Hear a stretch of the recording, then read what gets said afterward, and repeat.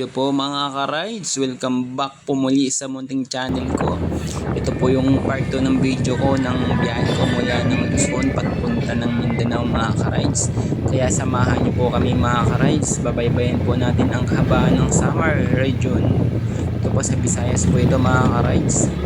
Yan po yung dalawa kong magiging kasabay, si Tropa at si K9. Puway po yan ng Butuan at Cagayan. Ako naman pa Siargao. Kaya maghihiwalay po kami ng Surigao City po mga ka-rides. Samahan niyo po kami mga ka-rides. Ito po yung lugar ng Visayas region. Ito na po kami mga ka-rides. Medyo traffic po yung daan dito dahil naayos po. Bali isa namin kasama. Aantayin po namin sa unahan. Darating po yan si brother. Galing po siya ng Pasig mga ka-rides. Siya po yung naging kasabay din namin kasi pauwi din siya ng lady. Ayan mga ka-rides, darating na siya. Ano?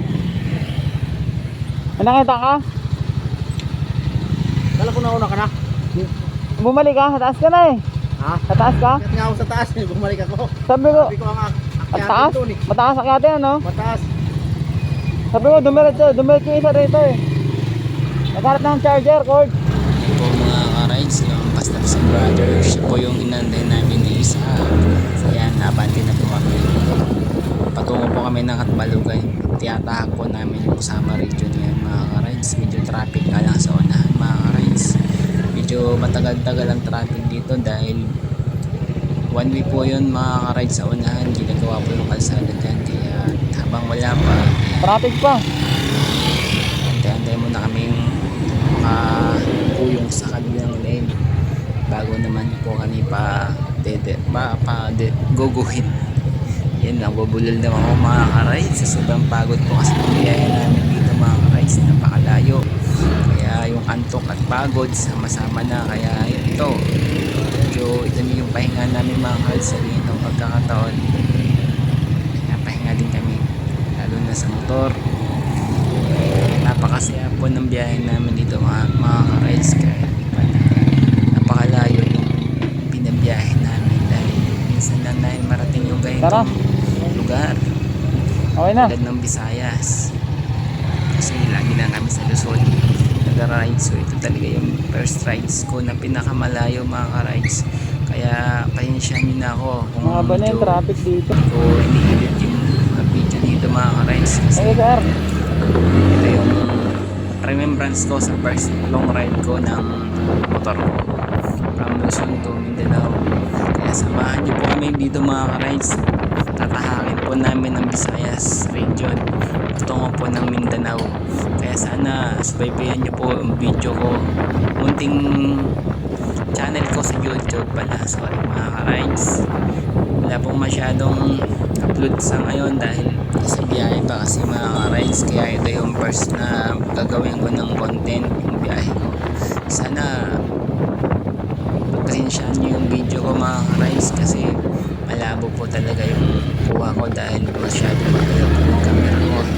Nakakabit lang po sa helmet yung cellphone ko. Ito yung gamit kong pang video mga ka-rides dahil gusto ko lang magkaroon ng record sa mga biyahe ko para magulutan din ng aral. Kaya pinost ko na rin dito sa YouTube mo ng channel mga ka-rides. Kahit paano yung ibang gusto mag long ride ng malayo tulad ng biyahe namin mga ka-rides from Luzon to Mindanao.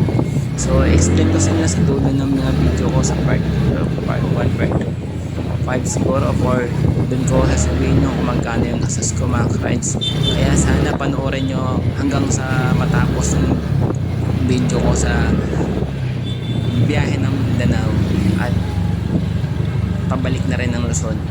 Dito na ulit mga guys, lubak na naman, kaya dandahan na po kami mga ka-rides. Ito na po yung Katbalugan mga ka-rides. Dumating na po kami talaga dito sa Katbalugan.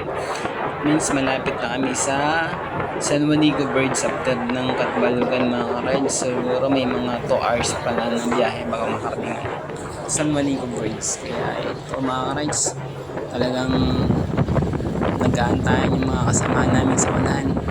May isa pa kami na mag-shoota pala mga ka-rides, nag-aantay sa amin sa unahan. Kaya pag after nito, pag namin mga ka-rides, dire-diretso na ang biyahe.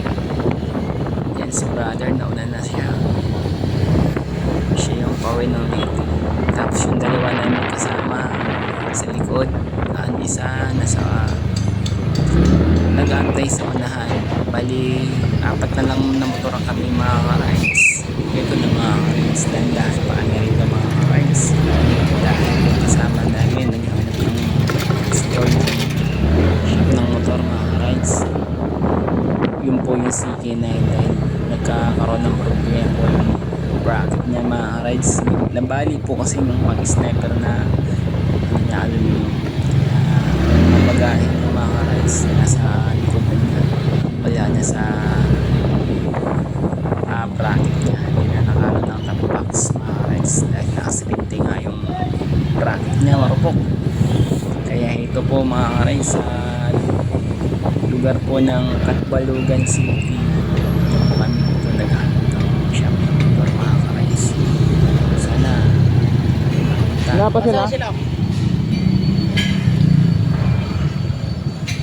Ayun.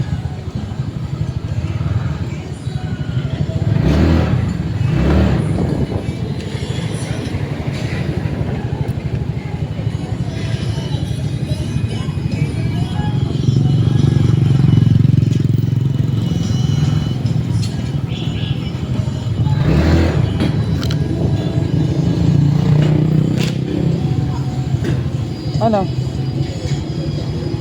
Mabili siya?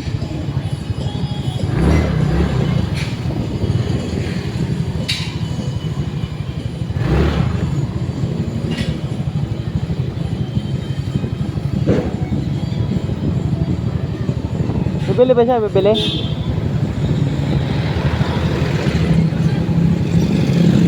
mga rides dire-diretso na kami dito mga rides kasi sa unahan nandiyan yan mag-asawa pala na nag-antay sa amin mga rides. So picture muna kami dito mga rides.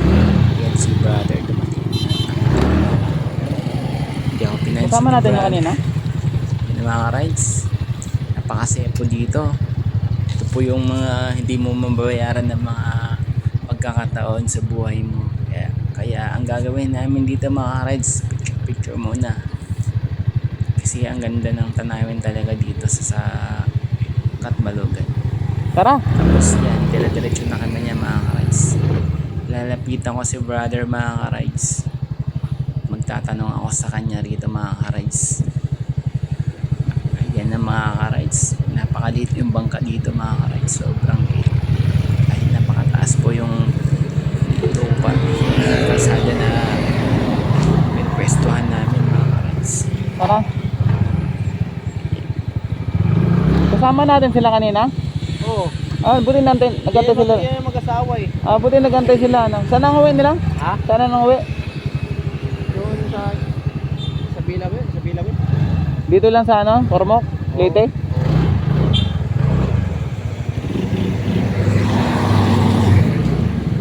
Ayun na mga rides. Tapos na magtanong kay brother. Mag-asawa pala yung naka-raider na isa nakasama namin. Inaantay pala kami lahat ng mga rides. Bali, yan, 5 na kami. 5 motor na kami mga ka-rides. Ang liit na lang na So bangga, yung oh. sulit na magkakasama mga ka-rides. So nagmamadali lang bawat isa nito mga ka-rides dahil may habol na kaming oras. At kailangan na yung makarating ng port ng ng Liloan or di kaya Santa Carto. Ayun na po yung mga kasama na yung mga rides. Bali sa kalagayan dito mga rides, ako lang ang scooter. Lahat sila nakakadina na mga rides. So yung scooter sa long ride, pagka mga kasabay mo sa biyahe, nakakadina sila.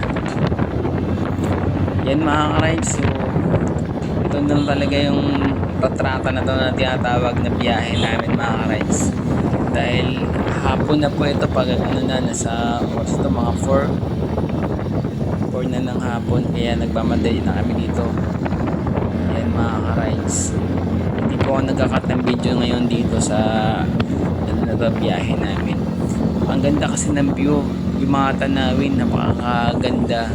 Pero sa lugar na ito mga rides, hirap po ng signal dito. Kaya dapat yung maps nyo, pag mapadaan kayo ng Katbalugan, summer, dapat talagang naka ano na siya, naka naka-memorize na ng Google Map niya para hindi po talaga kayo maililigaw sa biyahe dito. Kailangan may maps talaga mga rides. Ayan, mga rides. So hanggang dito na yung video natin mga rides. Abangan nyo na lang yung part 3 yung pagtawid namin ng San Juanico Bridge at anong mangyari pa sa mga biyahe namin mga rides.